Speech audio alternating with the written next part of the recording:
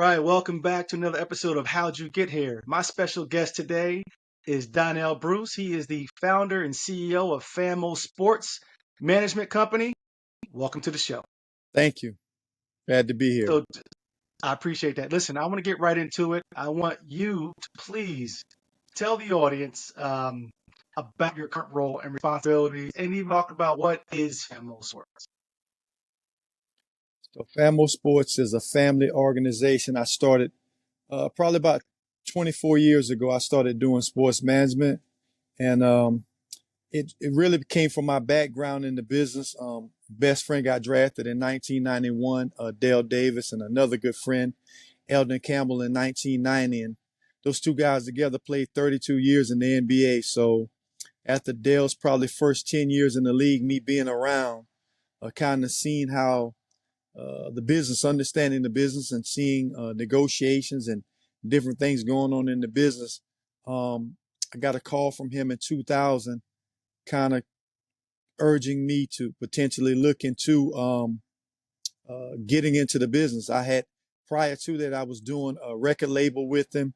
We were doing clothing business together. We started doing, in the late 90s, we were doing celebrity golf tournaments. So I was building my relationship with other NBA players and their teams and just different things. And so in 2000, kind of started out doing sports management. 2010, I specifically came up with the name FAMO Sports, which stands for a family organization. And here we are. Okay. So that's interesting, right? So you run off a few entrepreneurial initiatives that you've had, right? And so what is it that's most rewarding aspect of running your own company, and then get into more specifically FAMO? Well, just being able to help people. I say, I don't know if you saw at the bottom of my email response to you, it's a blessing to be a blessing. Hmm. That's why I really started FAMO, understanding the dynamics of, we all see the numbers 4 or 5 years after playing, guys don't have any money. So FAMO started with the original reason of FAMO was to be able to help families beyond basketball and to help families while they are playing the sport, be a part of their kids' contracts and be a part of their kids' marketing teams and management teams. I think it's unfair for people in my business to not to know a kid until he blows up at 15, 16, 17, 18, 20 years old. It's unfair for the family, the mom, the dad, whoever, the AAU coach, whoever's been in the kid's life to get kind of pushed in a corner. And now all of a sudden you help him get to that particular space that where people wanted him and desired him and knew who he was. You get pushed in a space, and now these people become your new circle, and they get involved and do all these things, and the family that's been there the whole time, taking them to the AAU games, doing all the commitments and meeting all the commitments, making all the necessary risk and all the things that you do. You take kids to the games. I've known parents to take their last money to help them go to a tournament that got them seen, that got them a college scholarship offer, and the rest was history. So all those sacrifices you've made over the years, I believe that you should be rewarded along with the young man or the young woman, young lady. So that's kind of where FAMO came. And that's what I've been doing for the past 24 years, just helping families be involved that were already involved, keeping them involved, I should say, throughout the whole process and beyond. It's interesting. You talked about helping, right? And I want to take it a different direction, right? Because I think let's define the help, right? Because the help could be understanding financial responsibilities. The help could be psychological stuff, emotional stuff, right? So how deep do you get into that help? So to me, help meaning assist, meaning forming a team. FAMO Sports is really just a team. That's why it's called a family organization. I give an example. One of the families that I work with is Trayvon Walker's family, right? So Trayvon Walker's mom and dad and I are his managers. Gigi Jackson, mom is his agent. My dad, his dad and myself, we're the managers. Likewise with Trayvon Walker, that me and the dad, we're managers. The mom is pretty much his CFO. So you Mm-hmm. look at Lamar Jackson, you look at Kyrie Irving. Different ones have I guess, gotten away from the stigma that family is always a detriment to business. No, that's not true. There are some qualified family members that can help you, And just I just like they helped you get to that point. They can help carry you on. right. And you're providing you're helping with that guidance, which is awesome, right? You know, Correct. and I just want to clarify too for some people who may not know, who may not be on the planet Earth, Trayvon Walker, right, was the #1 pick in NFL draft. What was that? 2 years ago, I think, 2022. 2022. And 2022. then Yep. so congratulations on guiding that young man and his family. And Gigi had a phenomenal rookie year this past season in the NBA. And I believe he was the Correct. 45th second round pick, right? Yes. Yes. And he did a great Yes. job making a name for himself, right? And betting on himself. What I love is when you think about the betting on himself piece, he has a strong background with a family organization such as FAMO Sports behind it. So I just want to give you some flowers on that. So congratulations Thank on you. helping those Thank you. families, moving them forward. But what Yeah. I want to get Thank into you. though, it sounds like you're welcome, definitely. You're it's a demanding field that you're in, okay? And let's talk about balancing time and responsibilities, right? Because you're helping other families, but you have your own, right? So let's talk about balancing time and responsibilities that you have within your industry right now. So I try to stick to this, but as a rule of thumb is God, family, and then FAMO Sports. That's kind of been my life for the last 24 years. Um, Hmm. the balance is I have a 16-year-old that's an athlete. Um, he has one offer now he got from Western Kentucky, Christian Bruce. I just found we went to a I'm camp out. I'm out. yesterday. I'm out. Okay. See, we have to understand there's power in that first name. Let's understand that Yes. first, right? I got to stop you there. There's power in that first name. Go ahead. Yes, yes, and it was done on purpose. It wasn't random. I Yeah. come from a Christian background, um, heavy in the church. That's why to all these successes that I have, I give God the glory. And we wanted to name our son Christian because we're praying that he will grow up to be a Christian, a man of faith, a man of God.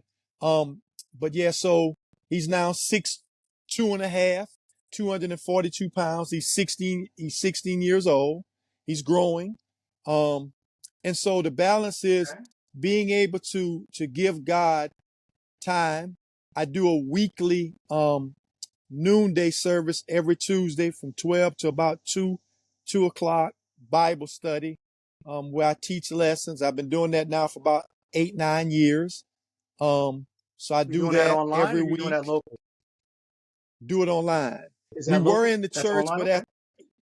it's online. We were in the church, but when COVID happened, and we've stayed online since COVID. Um, Sure. but I do that, so I try to get that in as much as I can. I try to go to church weekly. Um, but then you got family. When I'm not on the road, I'm at home. All my clubbing days and all those things, they are over. So I'm home with the family like I am today.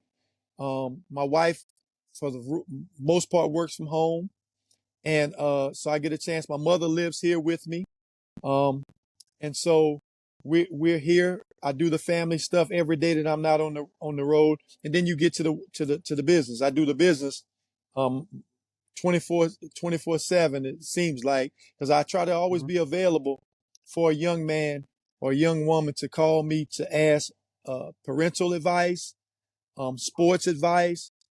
I love it when they ask me godly advice and things that pertain to maturing and how they're trying to be a better person and a better husband and a better boyfriend. I love that type of advice. But I'm Christian. I try to stay around for all those things. Awesome. Awesome. Well, so I want to backtrack a step here and just, you know, talk about the journey that you've been on. Um, you know, you played at basketball at Clemson University, right? And talk to people, let them know. Give them a sense of the level of play in the ACC in the late '80s, early '90s. Whew. We talk a lot. Sometime I get on the phone with Dale, and I was in LA about a month ago with Eldon. Got a chance to spend some time with him, Eldon Campbell and Dale Okay. Davis. Um, and sometimes we'll get on the phone, man, and we'll just talk. We have a Clemson group. We'll just talk about the players that was in the ACC when I came up. You talking about Chris Corgiani and Rodney Monroe, and in North Carolina I had J.R. Reed and Rick Fox and Hubert Davis, and you're talking about Wake Forest had, God bless the dead, Rodney Rogers Hmm. and different ones. I mean, the ACC, I think the ACC was at its highest level in those 90s, late I 80s, early agree. 90s. You talking about I Len agree. Bias. Um, Yep. you talking It's about my the Walker Duke Wizard. crew. Yes. Which was a problem. You talking about Absolutely. Duke crew, you talking about Christian Layton, and Danny Ferry and Hurley and those guys. So Grant Hill. So I think Kenny Anderson. basketball was, yeah, oh my goodness. Hey, yeah, thank you. Kenny Anderson. A friend of mine to this day, Dennis Scott. Um, Hmm. Brian Oliver, a really good friend of mine, James Forrest, who we talk several times Yeah. a month, who's now works for Georgia Tech. Yeah, Hmm. it was beautiful basketball. It was a great combination of physicality, but speed and athleticism. Yeah. Um, Absolutely. Great. Absolutely. So during your time on campus, um, you experienced some highs and lows. Fair to say, Right. right? And I'm talking Yes. about, you guys won the regular ACC title as a team, right? And then you lost on a bogus shot in the Sweet 16, by Tate George, So Correct. my first experience with feeling hurt as a Clemson Tiger was I was graduating that spring, and I was coming to Clemson in the fall, and I'm watching that game. And I think I remember seeing Cash like this with his hands on his head, right? So that was my first hurt as a Tiger. And then for you, and on the personal side of the game, you know, you got a lot of activity, a lot of action when you get there. From the team winning, Yes. titles to getting beat, and then your time on the court. Again, the highs of coming in, highly touted and playing on the floor, and then time diminishing, right, and then time increasing again. So the ups and downs of the playing time on the court Whew. um, plays with you, right? So, and I want you to, Ken, and I'll say, talk about how those experiences shaped your thoughts on your perspectives on sports, on teamwork, and discipline. Beautiful question, man. I think it's formed me to be who I am in sports. Mhm. As you said, I came in salutatorian, had probably 50 plus offers. Chose Clemson. Clemson wasn't even in my top 20. My mom kind of helped me made the choice, chose Clemson, came in, played a lot as a freshman, broke my hand in a game where I had a really good game against Duke, set out for 6 weeks, and that started the up and down. When I set out those 6 weeks, the next year we brought in a bunch of wings, and now I'm splitting time, and I'm getting the downside of that time for my sophomore, my junior year. Didn't really start back playing again until my senior year. But what it taught me was to be able to tell these young men that life is about ups and downs. Right. It's as they say, you get lemons, and what are you going to do with them? Well, you can make lemonade out of, or you can just complain because you got lemons. And so I was very blessed to have some, good friends in college. Dale Davis and Eldon Campbell went on to the NBA, and I didn't even pursue a path of basketball after college because, to be honest, I kind of lost the desire and the love for basketball during that experience. But what I did not lose was who I was in a core. A person that had a college degree. I graduated in 4 years. Um, I was able to navigate through school and learn that there were other options outside of basketball.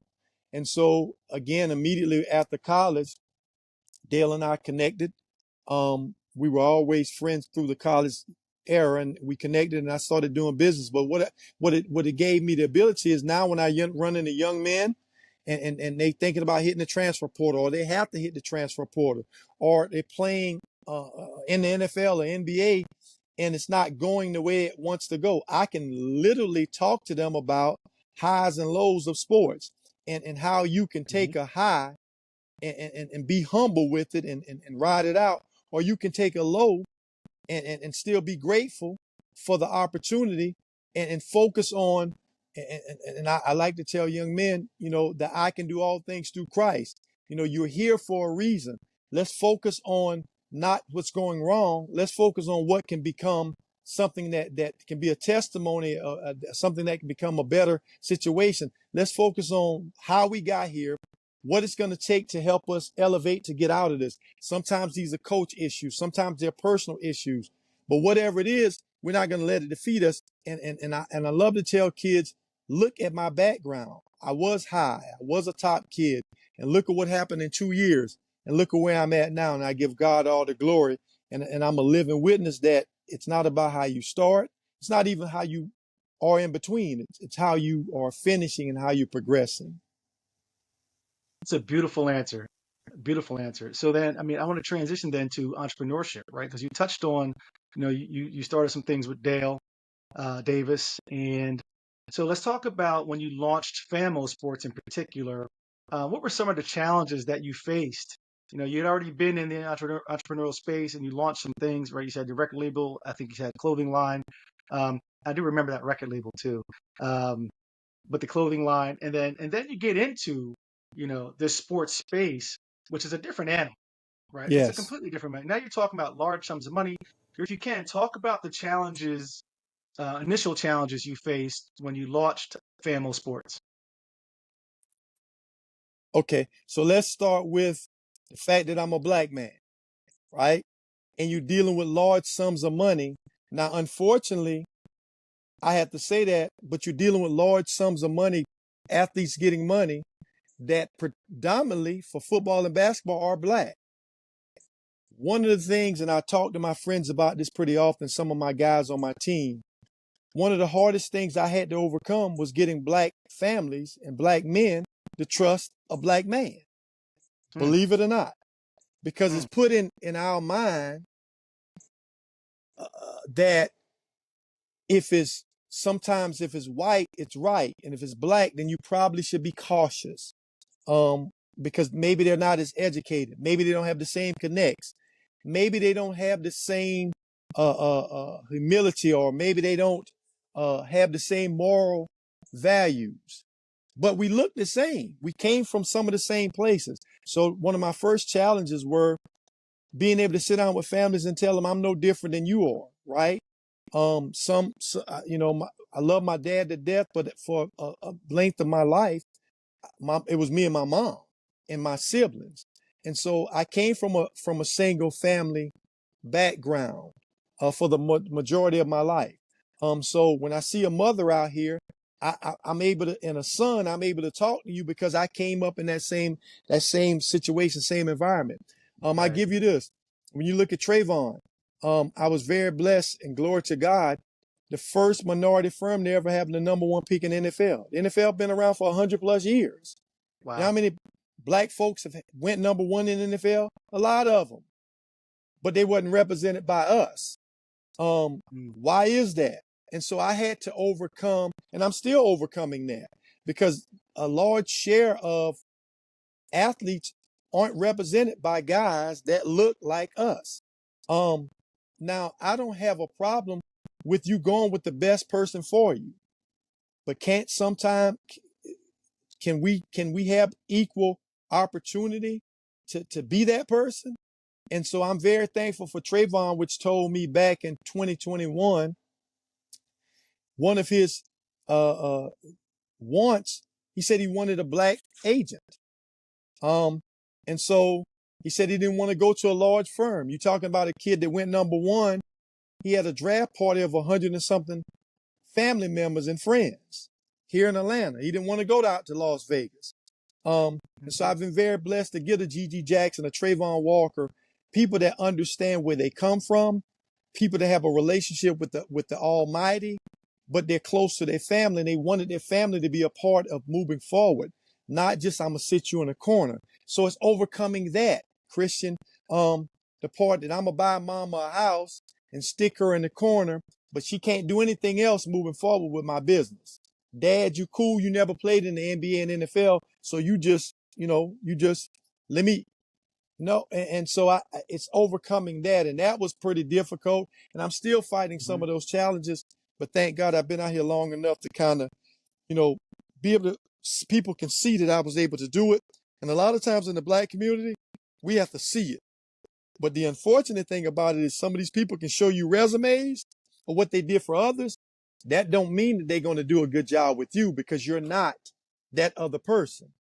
And Yeah. so it's just a lot. There've been a lot of challenges, but thank God, the power of God, I've been able to overcome. And I say this a lot. It goes back to, I read this book, the phenomenal book, Start With Why, and I talk about it constantly. People resonate with the things that are true to them, right? And you have some people that you resonated with them, right? And it's a big thing, right? And that's why they're probably happy, right? With the decisions that they made running with you. So again, congratulations on that, and continue being who you are, because that's the best thing you can be, right? Yes. Running a sports management business, right? Mm-hmm. There's a lot of, you said it's 24/7 activity, and it's part of the three things, right? God, family, FAMO, right? So from the FAMO perspective, let people understand what the daily routine could look like for you. Okay, so I get up in the morning. When I get up in the morning, I try to tell God, thank you for another day. Being 55 years old, double nickels. I try to tell God, Well, thank you. Nichols, Yes, double nickels. I try to, I do that initially, and then I'll look at my phone. My phones are in my bed. So I'll look at my phones and see if anything happened throughout the night. Breaking news, client call, whatever, right? I do that. I generally have a list of things I try to do the next day, whether it's call a particular client or reach out, whatever it is. And I do that. From that point, um, I try to connect with family members. If they're home, hey daughter, hi son, hey wife, hey mom. Um, and then I get into it, man. I look, for instance, today was Friday.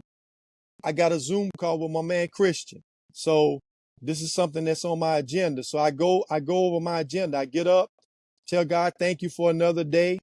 Um, and I get into it. Sometimes I have things set up. Sometimes I'm just kind of calling to try to buffer relationships with potential clients. Sometimes I'm talking to different people in the NIL space. Um, Maybe a college coach, maybe a card company, telling them about prospects that I have or current clients that I have with them. So it's just filled with, the day is filled, man. And before you know it, it's 6 or 7 o'clock. I'm ready to kind of slow it down and look at a television show with the wife or the kids and start this thing, go to bed and start this thing again the next day. that is tough, because as I'm listening to you speak, you know, in my corporate time, I was in the customer success arena, right? I'll say it that way, and managing teams of that, and you're doing that, right? When you're talking about, you get up and the first thing you're doing is you're making sure everybody's good, right? Making sure you're taking care of, quote unquote, your product, right? I'll say it that way. But so that's a beautiful thing. Um, so let's get into strategies, right, and practices. And you talked about some things you had to initially overcome and still are dealing with. But what strategies, practices do you use to keep the momentum going, right? Because you've been doing this for 20 some years, and man, I think the last 2 years, I mean, rising to the level of being of representing people at such a high level as you are right now. What strategies do you ensure that your companies continues to grow? Well, I think one of the things I try to do um, is find out when I'm talking to a prospect, and as a rule of thumb, I don't really want to talk to a 16 to 20 whatever year old young man or woman. I want to find out who he or she's parents are, right? This is one of the things I do. I practice that because there's too much of sometimes these older men talking to these young men, taking them off the path. And I'm not calling and talking about specifics. I'm just talking about as a rule of thumb. So that's the first thing I want to do. I want to know who your mom and who your dad is, or who your uncle is, and who are the decision makers in your life. I want to build a relationship with them because I'm thinking and believing that they have your best interest and they have the ability to discern as an adult other adults. And because I am who I present myself to be, I ask people in our first conversations before they get off the phone, I want you to pray about me because I'm going to pray about you that this union that we're potentially forming is meant to happen. It's good for you and it's good for me. It's a blessing to be a blessing. But I think one of my most strategic things I do is what I founded my company on. It's putting families or coaches, whoever that's important to the young man, into the contracts, meaning literally as they get paid, you get paid. And that's through a managerial standpoint. Like if I'm going to be the manager, then I want the mom to be the manager as well. We're going to eat off the same plate, so to speak. I may be doing 90% of the work, but it's your son, right? Dad, I may be doing 99% of the work, but God bless you to have that son, not me. So it's your blood, it's your bloodlines in him. So you don't have to do anything but be a part of what you've already been a part, which is being blessed by God to have this young man. And I'm sure over the process, you probably trained them, you probably paid for training, you did a lot of things to help him get to this point. Now I'm blessed to be able to help move this thing down the road. So I think you should share in the benefits. And so that's a part that I do that most people out here not doing. Yeah, that's interesting, right? My wheels are spinning just hearing you talk about that. Because you just mentioned you have a conversation with the adult minds and that are around the young folks. And I have to imagine though, during those conversations, you're also interviewing them, right? Because you have to assess if you're going to keep the family aspect and you're going to have these people get engaged with the professional side of what this young man or woman is going to get into, which is a whirlwind for them, right? You have to be assessing at the same time who you're going to be working with, right? And so, how does that affect you as you're having these dialogue with these folks? I mean, great question. I like to deal with, as I tell the young fellas, I like to deal with facts and real life things. Yeah. Let's go to last year. Gigi Jackson. His dad is a bishop in the church. Mom's a first lady. Mom's a mechanical engineer, right? So I challenged her June before his first year at South Carolina. Hey, why don't you become an agent? You're smart. You telling me how you can take tests and you do this or that. Why don't you? And so you're right. I interviewed, got to know that she was a very strong person, cancer survivor, mechanical engineer. Why don't you try to be your son's agent? Dad, you in the church. Let's be the manager. You preach in front of congregations every week, several times a week. That's challenging. Let's go out here and try to become his managers.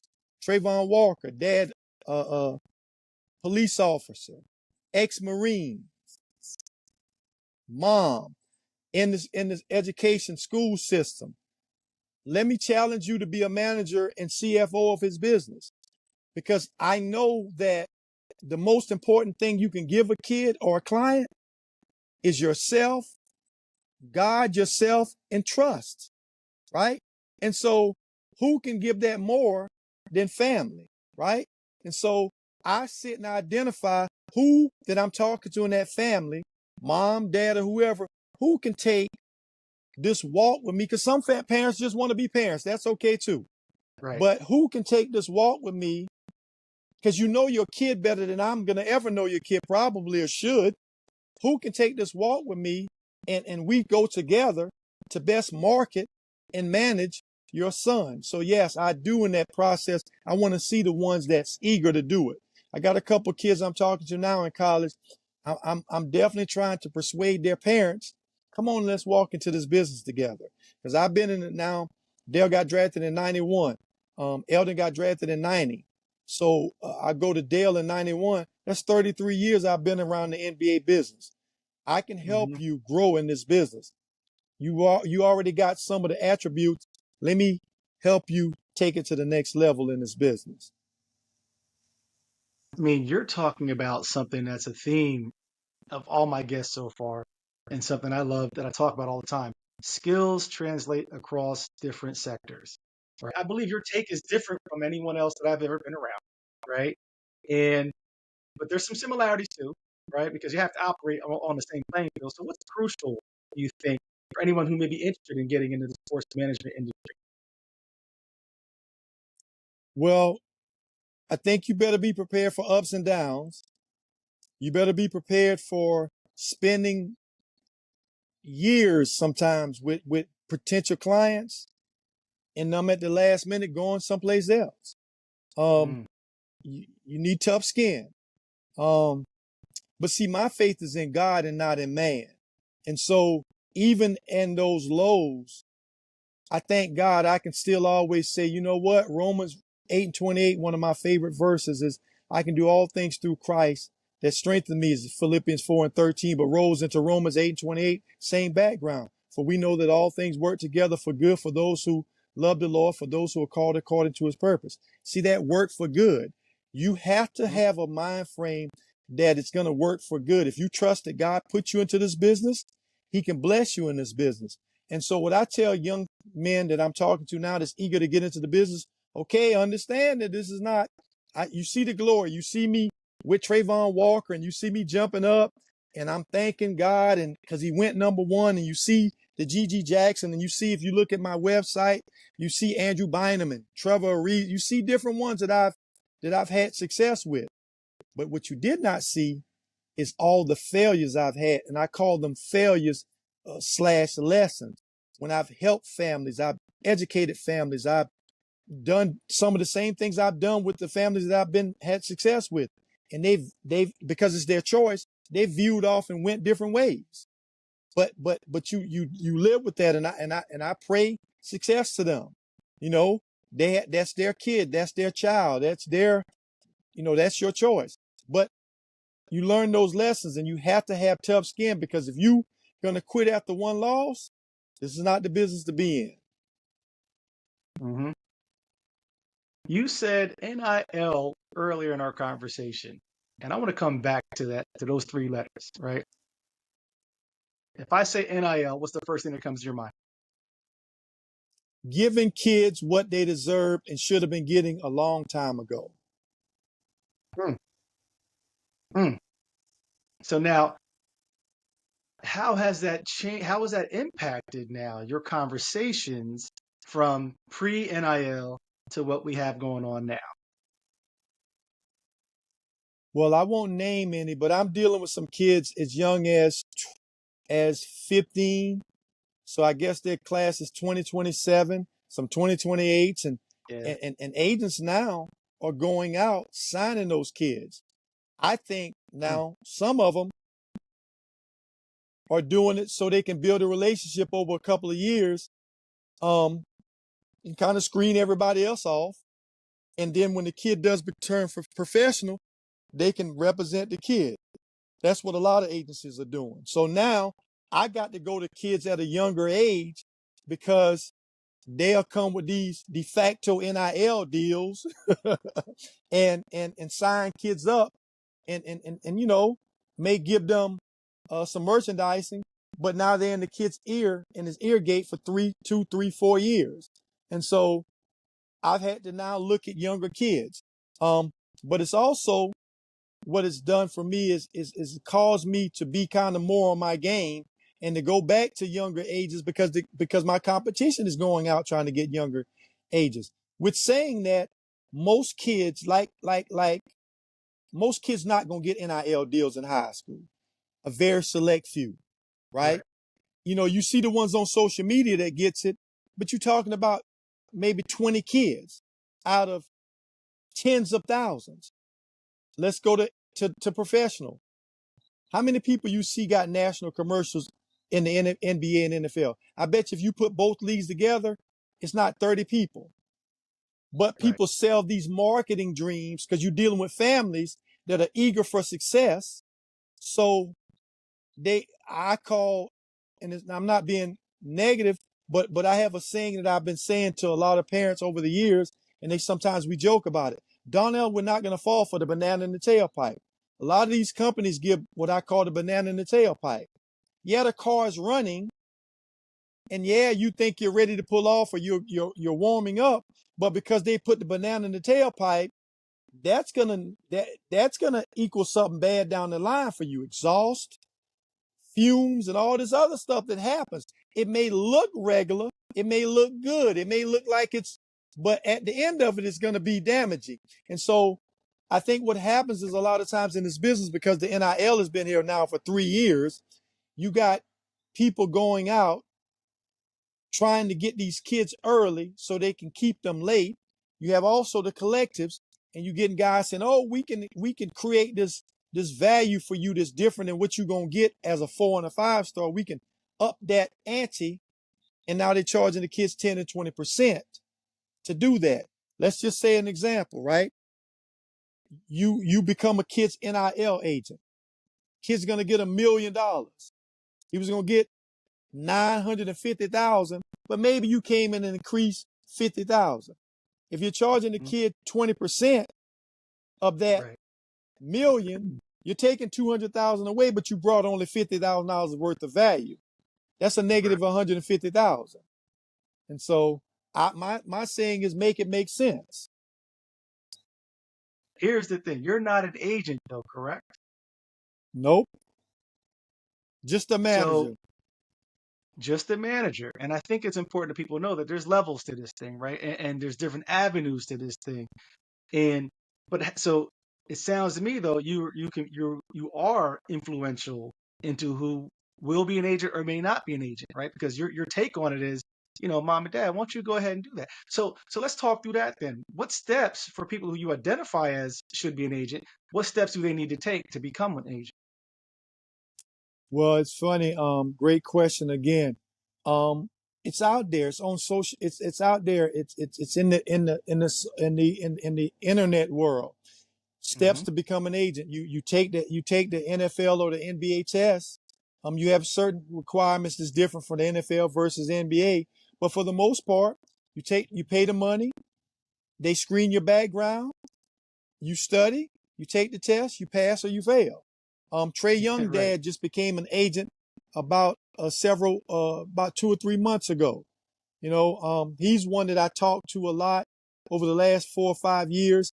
When Trey Young was at the McDonald's All American, I started a relationship with his dad. Um, and Rayford Young, we remain to be friends to this day. He's now an agent. Um, he was one that I felt like should become an agent. He very poised, smart, and his son is gonna make, and I should say sons, as I said initially. He has another son, Timothy, that's gonna be a really good player. He's already a good young player. You Hmm. talking about hundreds of millions of dollars your son's gonna make. You taught them basketball. You played basketball at a high level. You fit the criteria to become an agent. Now it takes more than just that. You need to understand business. You need to understand negotiating. But these are traits that I can see and characteristics from beginning to know a person that I can see whether they got them or not. But here's the other part. I've done every step I've done in the game since I've been in for 24 years. I've seen and done most of the things, not most of, pretty much all of the things that agents have done. I've been in on negotiating Hmm. contracts.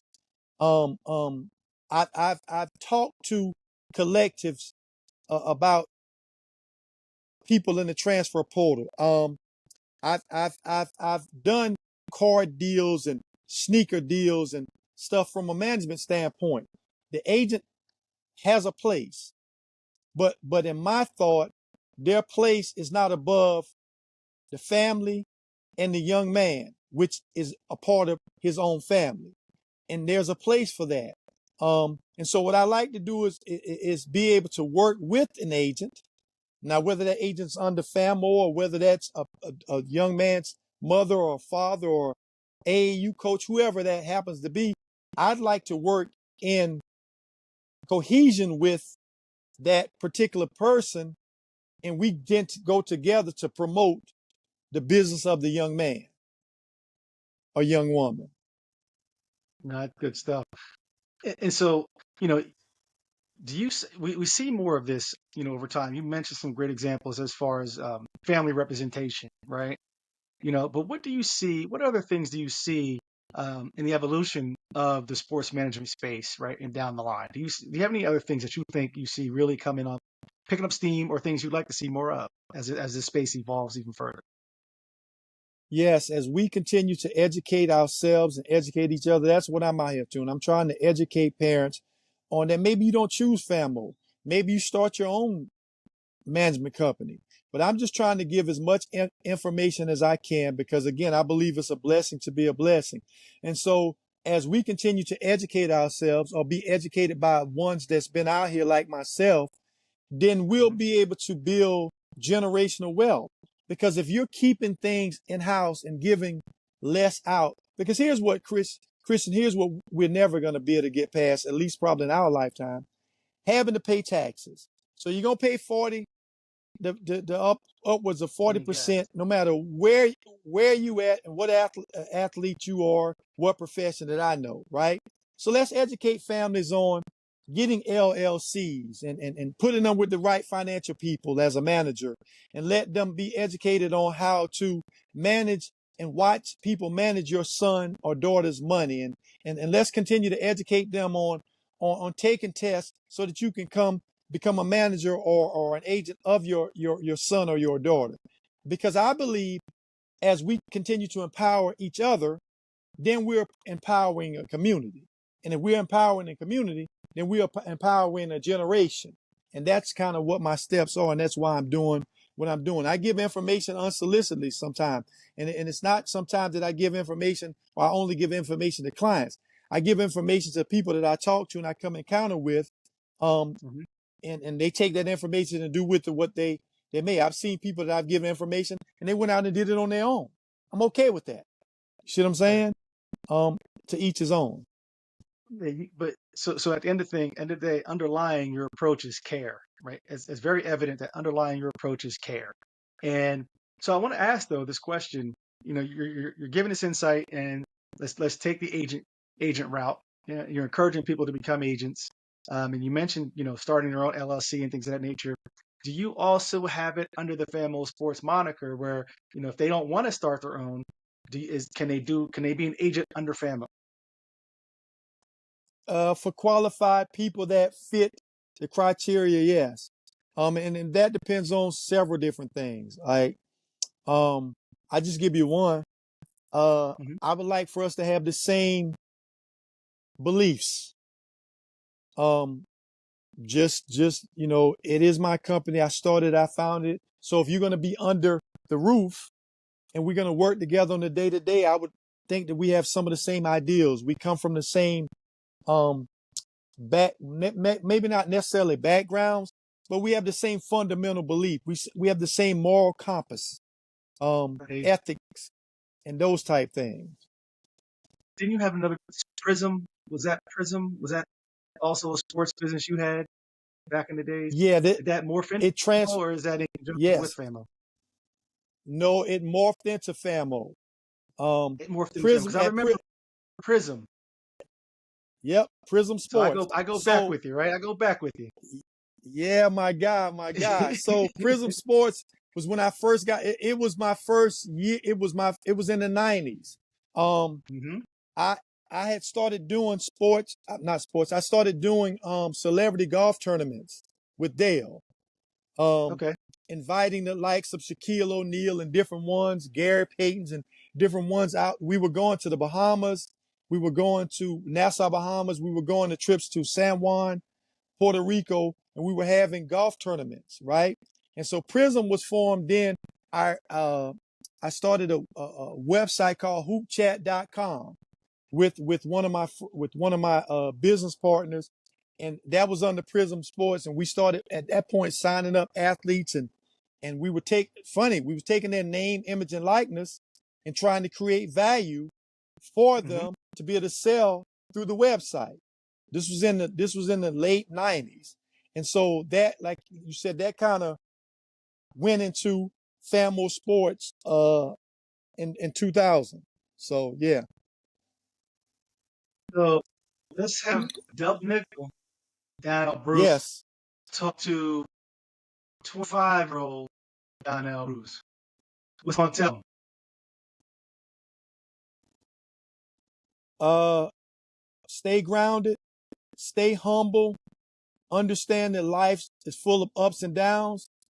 But if you anchor yourself in your faith, which is in God, that you'll be able to take the tests and turn them into testimonies. You'll take the ups and be able to one day do like me. I said, God, I thank you for the ups, the downs, the rough, the tough, um, the good, the bad, because I know at the end you have my back.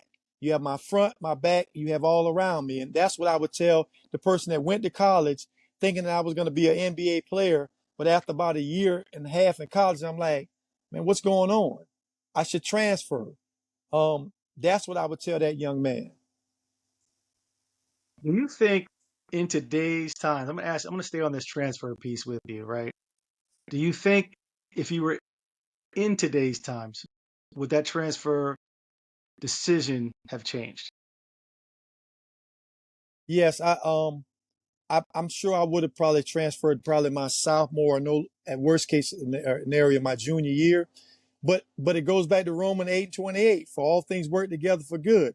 Because I stayed there with two guys that played 32 years in the NBA, and look at what I'm doing now. So what Absolutely. God did was, okay, the basketball thing didn't work out in terms of being an NBA player, which a lot of people thought I had the potential to be, but it worked out to where you're actually servicing and working with NBA and NFL players. So it worked for my good. And you get to keep your knees too, right? That was the other part about going that Yes. direction you went. You kept your knees. Yes, yes, yes. I kept my knees, and I still can move around. Thank God, I can still move Yeah, around as swift as not as I used to, but kind of as I need to. yeah. I'm not gonna throw anybody in the bus, but probably better than Dale can move, I would think, because of him doing all that time in the Hey, I league, don't right? know, Richard. I tell you this. I met with Shaq. I sat down with Shaq end of February. Um, and he was telling me that he saw Dale a couple times and how good Dale had looked, and he looked like he still could play. So I might not use Dale. Dale looks like he could go out and probably give somebody 10 or 12 minutes in the NBA still. Man, man. Hey, before we get out of here, first off, man, thank you for jumping on this call. I think our audience is going to have a lot of insight that's going to help drive them to do whatever they want to do. But I want to give you an opportunity to let people know, how they can get engaged, get in touch with FAMO Sports. So on my website is famosports.com. Uh, you can go there, and if you scroll down and look at the history of FAMO, you can scroll down and send me a direct message. It'll come straight to my email. I'm on Facebook as Donnell Bruce, my name. I'm Facebook as FAMO Sports, and I'm at FAMO underscore sports on Instagram, and on Twitter, I'm FAMO Sports. So you can pretty much go famosports.com, find me in different platforms. You can find me under FAMO Sports. It's just me and a company that I'm trying to and in the process of expanding, because I want to be able to talk to more families. I want to be able to give more families what I've gotten over 20 something years, that even if they don't come with FAMO Sports, maybe they'll start their own company, but just empowering people that look like us.